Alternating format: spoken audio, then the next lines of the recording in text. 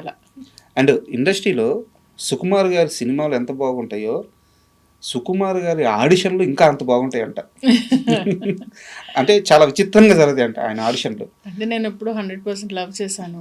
దాని తర్వాత రంగస్థలం వచ్చింది కానీ అప్పుడు చేయలేకపోయాను.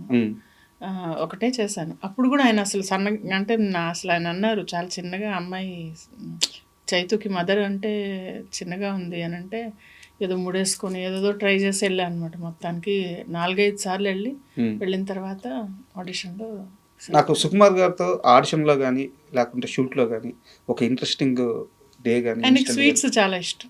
ఆయనకి మొత్తం ఆ డైరెక్షన్ డిపార్ట్మెంట్ అందరికి స్వీట్లు ఇష్టం, బాగా ఇష్టం స్వీట్లు. ఇన్ని స్వీట్లు తీసుకెళ్ళేదాన్ని నేను.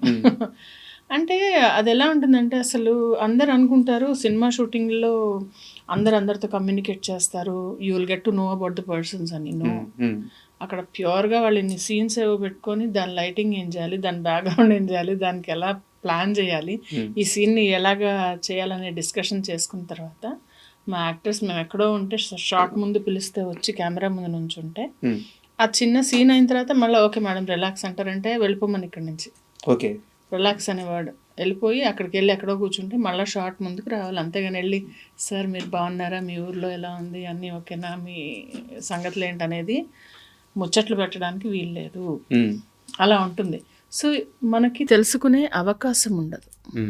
ఇప్పుడు ఇంత పెద్ద వ్యవస్థలో మీ ఎండి గారిని మీరు ఎన్నిసార్లు కలిసారు? అంటే 2 వారాలకు ఒకసారి జస్ట్ ఒక మెసేజ్, ఫోన్. అవునా?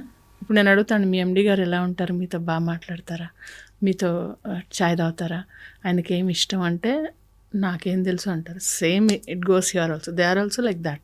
హైరార్కీ అనేది అక్కడ కూడా ఒక హైరార్కీ ఉంటుంది. కానీ సినీ ఇండస్ట్రీలో 2 రకం మనుషులు ఉన్నారు కదా, రిలాక్స్ అన్నా పక్కకు పోకుండా వాళ్ళ దగ్గరికి వెళ్ళి ముచ్చట్లు పెట్టి అవకాశాలు పెంచుకొని పరిచయాలు పెంచుకొని సర్వైవల్ ఉన్నారు కదా. అది వేరు. అది ఎవరు రాని అంటే అక్కడ సెట్స్లో అయితే మాట్లాడినారు. ఇవన్నీ సెట్స్లో ఎప్పుడు జరగవు. సెట్స్లో జరిగేవి కాదు మనం మాట్లాడేది. సంథింగ్ మేబీ ఫోన్ నెంబర్స్ ఉంటాయి, పరిచయాలు అంటే వాళ్ళ పిఆర్ అది. ఇంకా నేను అది ఇప్పుడు ఒకరికి వచ్చిందని మనం ఏడ్చి మనం చెప్పకూడదు కదా. పిఆర్ వల్ల వచ్చింది, వాళ్ళ లక్ వల్ల వచ్చి ఉండొచ్చు. మనం అలా ఎలా మాట్లాడతాం? నెగిటివ్గా కూడా అనకూడదు కదా, అనేయకూడదు కదా పుసుక్కని మాట. మనం ఇదే కన్వర్జేషన్ మీద నా దగ్గర ఇంకో సీరియస్ క్వశ్చన్ ఉంది మీ మీద. అది సీరియస్ అలిగేషన్, మీ దాకా వచ్చిందో రాలేదో నాకు తెలియదు. చెప్పండి. మిర్చి మాధవికి కొంచెం ఇగో ఎక్కువ, ఎవరితో మాట్లాడదు, ఎవరిని కలవదు. దానివల్లే ఆమెకి రావాల్సిన అవకాశాలు రావట్లేదు.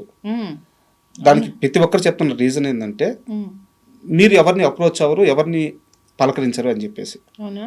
ఇప్పుడు రాగానే మీరు పలకరించారు, మీతో మాట్లాడారు. మరి ఈగో అంటే మాట్లాడండి కదా. నీ దాకా వచ్చిందా కనీసం ఇది? నా దాకా అసలు నాకు ఈగో అని ఎవరో అనుకుంటే అది నాకు లేనిది.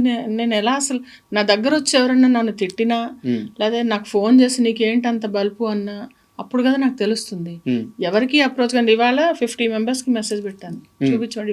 ఇవాళే పెట్టాను నేను ఫొటోస్ పెట్టి, ఏమన్నా ఈ వీక్స్ నేను ఖాళీ ఉన్నాను, మీకు ఏమన్నా ఆపర్చునిటీ ఉంటే ఇవ్వండి. మరి అలాంటప్పుడు అడగను కదా, చూపించమంటారు ఇప్పుడే.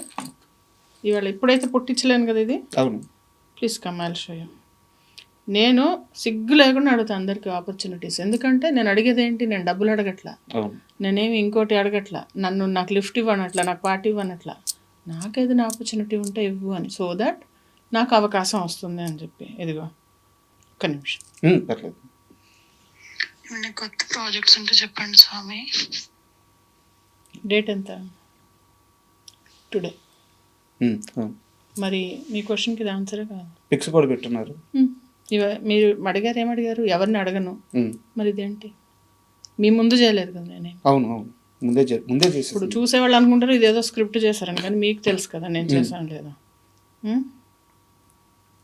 టుడే. అవును, ఈరోజు. ఏమైనా ప్రాజెక్ట్స్ ఉంటే చెప్తారని ఫొటోస్ పెట్టాను. మీ సైడ్ నుంచి చాలా స్ట్రాంగ్గా ఉంది అప్రోచ్ కానీ లేకుంటే కమిట్మెంట్గా ఉండడం కానీ. అంటే నేను అడగంది అమ్మాయినే పెట్టదు అని నాకు కూడా తెలుసు, కానీ మరీ అడుక్కోలేం కదా బాబు అని చెప్పి. ఇప్పుడు నేను చేయలేదని ఎవరు, నాకు మూవీస్ ఐమ్ ఫుల్ బిజీ. నేను గోపీచంద్ గారు మూవీ చేస్తున్నాను, అందులో రితు వర్మ మదర్ క్యారెక్టర్ చేస్తున్నాను నేను. ఇది కాకుండా నాకు రిలీజ్కి ఒక 2-3 సినిమాలు ఉన్నాయి. ఇవి కాకుండా కొత్త మూవీస్కి పొద్దునే ఒక ఫోన్ వచ్చింది, కొత్త సీరియల్కి ఒక ఫోన్ వచ్చింది. నాకు వర్క్ లేకుండా ఎప్పుడూ లేదు. తెలుసు మేడం. ఓన్లీ థింగ్ ఈజ్ ఎవరైతే బలుపు మాట్లాడదంటే నేను కొన్ని చెత్త మాటలు మాట్లాడితే లేచి వెళ్ళిపోతా అక్కడి నుంచి. ఎందుకంటే నేను ఆ వొకాబులరీ నాకు అర్థం కూడా కాదు. కొంచెం ఎంటర్టైన్ చేయరు, ఎంటర్టైన్ కూడా అవసరం లేదు కదా. ఇప్పుడు నాకు నిజంగా మనస్ఫూర్తిగా ఒకరితో మాట్లాడాలని ఇష్టం ఉంటే ఎవ్వరు ఆపలేరు నన్ను. నాకు ఇష్టం లేకుండా నేను ఎవరిని పూసుకొని రాసుకొని తిరగను. Okay, that's it. ఇప్పుడు అది వాళ్ళు నేను అడగను, నేనేదో ఈగో చూపిస్తా అని వాళ్ళు అనుకుంటే అది వాళ్ళ ప్రాబ్లం, నా ప్రాబ్లం కాదు అంటున్నా. ఓకే మేడం, ఇంకో క్వశ్చన్ వచ్చేసి, ఈ మధ్యకాలంలో మన సినిమాలు పాన్ ఇండియా రేంజ్కి వెళ్ళిపోయినాయి. నేను వేరే డైరెక్టర్తో మాట్లాడుతూ అడుగుతుంటే, ప్యాడింగ్ కోసం ఏం చేస్తున్నావు అంటే వేరే భాషల నుంచి తీసుకొచ్చి ఆర్టిస్టులు ప్యాడ్ చేస్తున్నావు రాజా, దానివల్ల ఏమవుతుందంటే మాకు ఓటీటీకి వేరే భాష ఆర్టిస్టులు ఉండడం వల్ల ఓటీటీ రేట్స్ వస్తున్నాయి అని చెప్పి చెప్తున్నారు. ఇది తెలుగు నటులుగా మీలాంటి నటులకు కానీ ఇది మైనస్ కాదా? కాదు కాదా? కాదు. ఎందుకంటే ఒక ప్రొడ్యూసర్ ₹1 పెట్టేది ₹2 రావడం కోసం. నా కోసం మాధవికి లైఫ్ ఇద్దామని చెప్పి ఎవడు తీయడు కదా. ఇప్పుడు నేను బాగా చేశానని అనిపిస్తే ఆయన పిలుస్తారు. ఇప్పుడు డైరెక్టర్ కానీ ప్రొడ్యూసర్ కానీ వాళ్ళని మనం తప్పు పట్టడానికి లేదు. ఇప్పుడు ఒక పరభాషా నటులు అని పెద్ద ఇదైంది. నేను కూడా ఒకప్పుడు ఫీల్ అయ్యాను. కానీ నాకు రియలైజేషన్ ఏమొచ్చిందంటే వాళ్ళకి బైలింగ్యువల్ అంటే అక్కడ కూడా వాళ్ళకి సెల్ అవ్వాలి. మాధవ్ తెలియదు అక్కడైతే వేరే ఆర్టిస్ట్ తెలుసు, ఇంకో దగ్గర తెలుసు, ఇంకో సౌత్లో 4 లాంగ్వేజ్లో ఒక ఆర్టిస్ట్ తెలిసి ఉండొచ్చు. ఇప్పుడు ప్రకాష్ రాజ్ గారు ఉన్నారు, ఆయన పాన్ ఇండియా తెలుసు. ఆయన హిందీ సినిమాల్లో ఆయన పెట్టంగానే హిందీ ఆడియన్స్ కనెక్ట్ అవుతారు. అలాగా కనెక్ట్ అయ్యే ఫేస్కి వాళ్ళు పెట్టుకుంటారు. అందులో తప్పేంటి? ₹1 పెడితే వాళ్ళకి ₹1 రావద్దా? ప్రతి ఆర్టిస్ట్ మిర్చి మాధవి, ప్రకాష్ రాజ్ అంత రేంజ్కి వెళ్ళలేరు కదా. నేను అంత రేంజ్ కాదు, థ్యాంక్ యూ అంత మాట అన్నావు కానీ రాజా. అంత అవలేకపోతున్నామంటే మనం అదే చెప్తున్నాను నేను, అన్నీ అవ్వవు. ఇప్పుడు వేకెన్సీస్ 3 ఉన్నాయమ్మా. ఓకే, 3 వేకెన్సీస్ ఉన్నాయి అనుకుందాం ఒక జాబ్ ఆపర్చునిటీలో. 30 మంది అప్లై చేస్తే 3కే వస్తుంది. అంతే. ఈ మిగిలిన 27 మంది డిసప్పాయింట్ అవ్వక తప్పదు. ఇప్పుడు నేను ఆ 3లో ఉన్నానా, 27 మందిలో ఉన్నానా, లేకుంటే నెక్స్ట్ నాకు వస్తుందా అనేది తర్వాత దైవానుగ్రహం. అంతేగాని నేను కూర్చొని నాకు ఇవ్వలేదు, నాకు చేయలేదు అని నేను శోకాలు పెట్టుకోవాలా? నెక్స్ట్ నేను ట్రై చేసి సరే మంచిగా చేద్దాము, ఇంకా ట్రై చేద్దాము, ఇదిగో ఇన్స్టాలో ఇంకెక్కడన్నా ఉందా అని వెతుక్కోవాలా? ఏం చేయాలి? అవకాశం కోసం మళ్ళీ ప్రయత్నించాలి కదా. ఇప్పుడు కూర్చొని వాళ్ళు పెట్టుకున్నారు వీళ్ళు పెట్టుకున్నారని ముసలమ్మలు కూడా మాట్లాడలేదు ఈ రోజుల్లో. మూల కూర్చొని మనం ఎందుకు మాట్లాడుకోవాలి? ఇప్పుడు మీరు ప్రయత్నించేది అదే చేస్తున్నాను. ఇప్పుడు సౌత్ మేనేజర్ ఒక అతను టచ్లోకి వచ్చాడు పొద్దున్న కూడా. ఏమంటాడా, లేదు కొంచెం ఇబ్బందులు ఉన్నాయంటే నాకు నెంబర్ నేను మాట్లాడుకుంటా అని చెప్పా. పొద్దున అతను కూడా ఒకతను ఇలాగే 4 లాంగ్వేజెస్లో అతను చేస్తాడంట. అయితే నేను అన్నాను, నువ్వు నాకు ఇవ్వు, నాకు ఆ నెంబర్ ఇవ్వు, నేను మాట్లాడుకుంటాను. ఏంటి ఇబ్బంది నేను చూసుకుంటా, నువ్వు ఇబ్బంది పడకని చెప్పా. అలా ఉంటుంది. అంటే చాలా పెద్ద, it's like a big ocean. మనమంతా చిన్న చిన్న చేపలు లాంటి వాళ్ళం.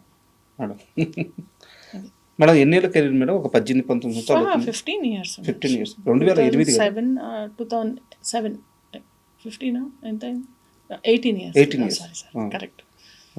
ఒక 18-19 సంవత్సరాల జర్నీ. 18 years. ఒక నటిగా ఈ కెరీర్ని ఇలా కొనసాగించడానికి అతి పెద్ద బ్యారియర్ ఏంటి? ఫ్యామిలీనా, లేకుంటే హెల్త్, ఫిజికల్, ఇప్పుడు ఫిట్నెస్, లేకుంటే డైట్, ఈ జర్నీలు, ఈ డబ్బులు తక్కువ వచ్చినా కానీ మనం ఇందులో ఇమడాలి, ఇవన్నీ హజార్డ్స్.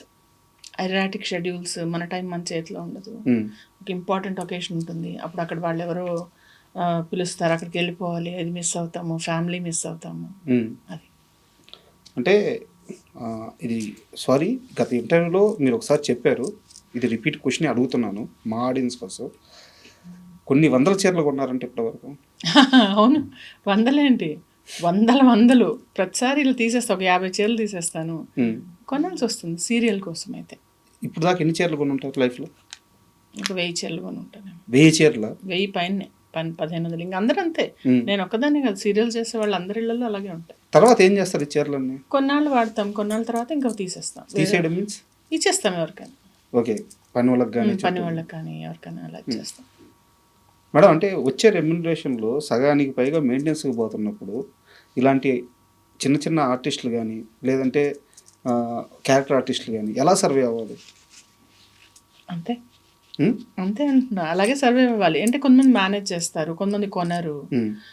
కొంతమంది అంటే ఇవన్నీ ఇది it's a very integral part of it. అంటే కాస్ట్యూమ్స్ అనేవి మూవీస్లో ఇస్తారు, సీరియల్స్లో ఇవ్వరు. సీరియల్స్లో కూడా ఏంటి, ఒక సెట్ ఉంటుంది, ఒక 50 శారీస్ ఉంటే మనం మేనేజ్ చేయొచ్చు, మొత్తం ఆ సీరియల్ అంతా మేనేజ్ అవుతుంది. ఉమ్.